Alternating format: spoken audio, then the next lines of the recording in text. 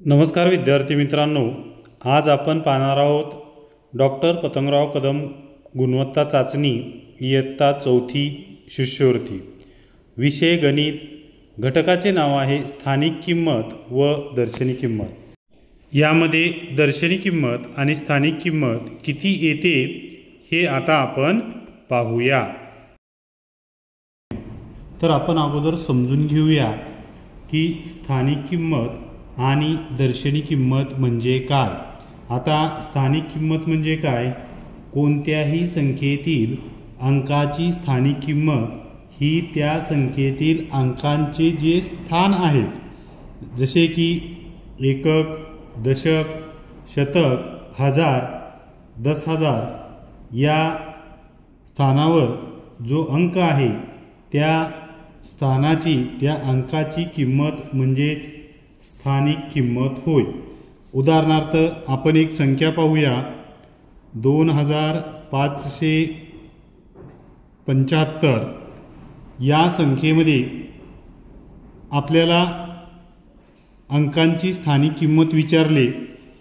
आपल्याला जर विचारले या संख्येतील 2 या अंकाची स्थानिक किंमत किती आहे, तर मित्रांनो आपल्याला 2ची स्थानिक किंमत किती आहे ते पाहायचं आहे. आता 2ची स्थानिक किंमत पाहत असताना आपण या ठिकाणी काय करायचंय, या संख्येचं 2 या संख्येचं कोणतं स्थान आहे? एकक, दशक, शतक आणि हजार. हजार स्थानावर 2 हा अंक आहे, म्हणून 2000 ही या 2ची स्थानिक किंमत आहे. तर आता अजून आपण एक उदाहरण पाहूया. ही संख्या आहे आणि या संख्येमध्ये 3 या अंकांची स्थानिक किंमत आपल्याला काढायची आहे. आता 3ची स्थानिक किंमत काढत असताना आपण लक्ष या ठिकाणी काळजीपूर्वक पाहायचं आहे की 3 हा जो अंक आहे, 3 हा अंक कोणत्या स्थानावर आहे. सर्वप्रथम आपण या बाजूनं एकक, दशक, शतक आणि हजार या ठिकाणी 3 हा अंक शतक स्थानावर असल्यामुळे 3ची स्थानिक किंमत 3 शतक म्हणजेच 300 एवढी आहे.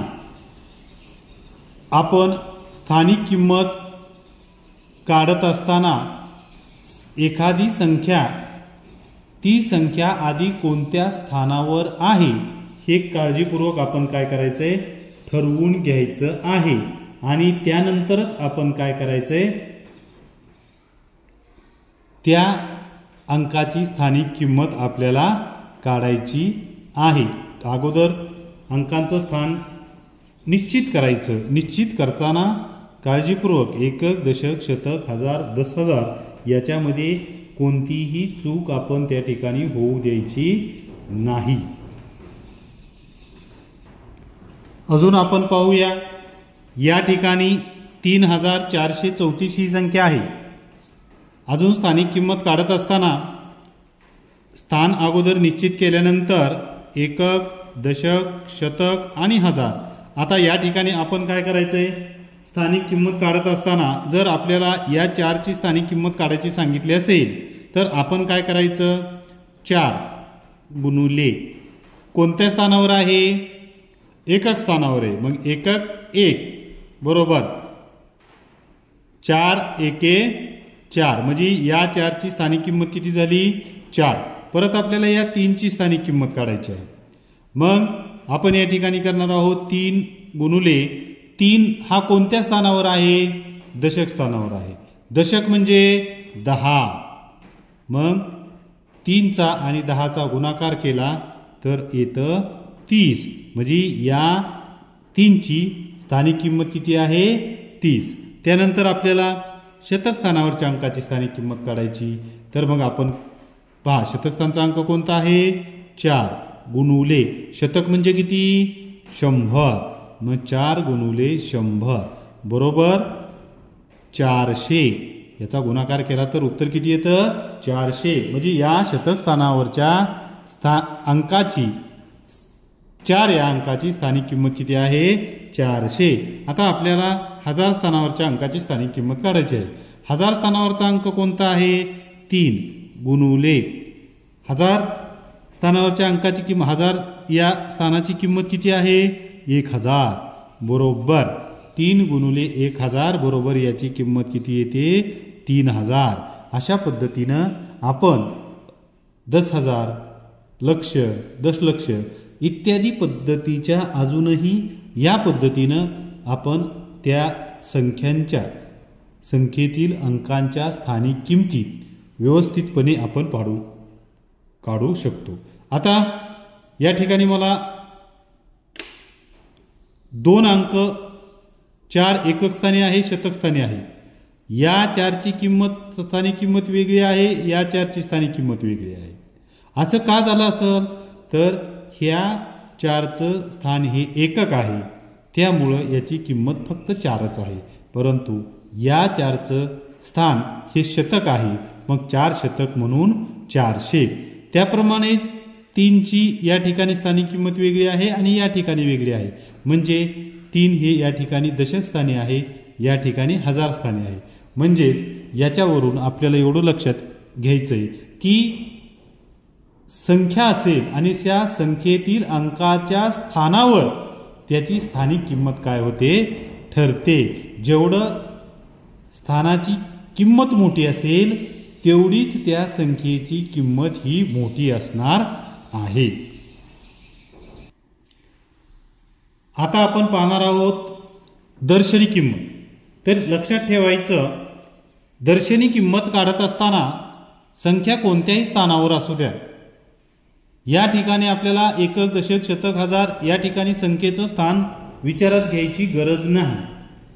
कारण संख्या दिलेली आपण त्याच्यातला कोणताही अंक आपण जर दिला तर त्याची दर्शनी किंमत ही ज्या अंक आहे तेवढीच असते, त्या अंका एवढीच दर्शनी किंमत असते. उदाहरणार्थ 5326 ही संख्या दिली तर या संख्येतलं या 6ची दर्शनी किंमत जर आपल्याला काढायचं म्हणलं तर ती 6च येते. 2ची दर्शनी किंमत काढायची म्हटलं तर ती 2च येते. 3ची दर्शनी किंमत काढायचं म्हटलं तर ती 3च येते. 5ची दर्शनी किंमत काढायचं म्हटलं तर ती 5च येते. अंक कुठल्याही स्थानावर असू द्या, दर्शनी किंमतीला एवढं मात्र लक्षात ठेवायचं की तो अंक कुठेही असला तरी तो अंक त्या अंकाची जेवढी किंमत आहे त्याच अंका एवढीच त्याची दर्शनी किंमत आहे. या पद्धतीनं आपण दर्शनी किंमत काय काढायची आहे. या ठिकाणी आपण हे पाहूया की स्थान आणि त्या स्थानाची किंमत किती आहे पाहूया. हे पहा, एककची किंमत 1 आहे, दशकची किंमत 10 आहे, शतकची किंमत 100 आहे, हजारची किंमत 1000 आहे आणि 10,000ची किंमत 10,000 आहे. या पद्धतीने या स्थानाच्या किमती आपण जर लक्षात ठेवल्या तर आपल्याला स्थानिक किंमत काढत असताना चुका होणार नाही. त्यामुळे या स्थानाच्या किमती आपण लक्षात ठेवायच्या आहेत. त्यानंतर यामध्ये ही एक गोष्ट लक्षात ठेवायची आहे की आपण 0 हा अंक आहे, तर 0 हा अंक याची स्थानिक किंमत आणि दर्शनी किंमत ही 0च असते. याची स्थानिक किंमत किती आहे? कोणत्याही स्थानावर असू द्या, किंमत याची 0च राहणार आहे आणि याची दर्शनी किंमतही किती राहणार आहे? 0च असणार आहे.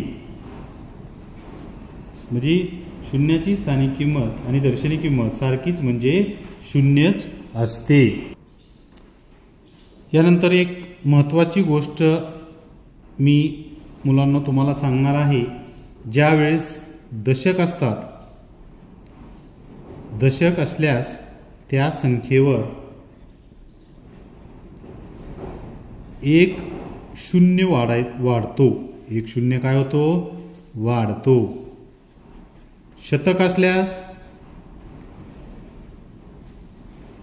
बघा, महत्वाची माहिती पहा, मी तुम्हाला उदाहरण देऊन सांगणार आहे. शतक असल्यास 2 शून्य काय होतात, वाढतात. अशाच पद्धतीनं आपण पुढे जायचंय. 1000 असल्यास 3 शून्य, 10,000 असल्यास 4 शून्य. तर आता या ठिकाणी बघा, आपल्याला सांगितलं 28 दशक म्हणजे किती, असं जर विचारलं तर आपण काय करायचंय, 28 वर दशक असल्यास 1 शून्य वाढतो. 28 दशक म्हणजे किती, 280. त्याच पद्धतीनं शतकाचं विचारलंय, शतकालाही 28 शतक म्हणजे किती विचारलं तर शतकला काय म्हटलंय आपण, किती शून्य वाढतात, 2 शून्य. 28 द्यायचं, 2 शून्य झाले 2800. मग अशा पद्धतीनं तुम्हाला कितीही विचारू द्या, 150 म्हणजे दशक बरोबर किती, असं ज्यावेळेस आपल्याला विचारतील आपण काय करणार, 150 दशकला किती शून्य वाढतात, 1 शून्य वाढतो. झालं, उत्तर आलं 1500. 247 शतक बरोबर किती, असा ज्यावेळेस प्रश्न येईल त्यावेळेस काय करायचं, 247 लिहायचं. शतक असल्यास किती शून्य वाढतात, 2 शून्य, लिहून टाका 2 शून्य, आलं उत्तर. अशा पद्धतीने या गोष्टीकडं लक्ष देऊन अशा पद्धतीचे प्रश्न आणि त्याची उत्तरं आपण काय करू शकतो, पटकन लगेचच काढू शकतो.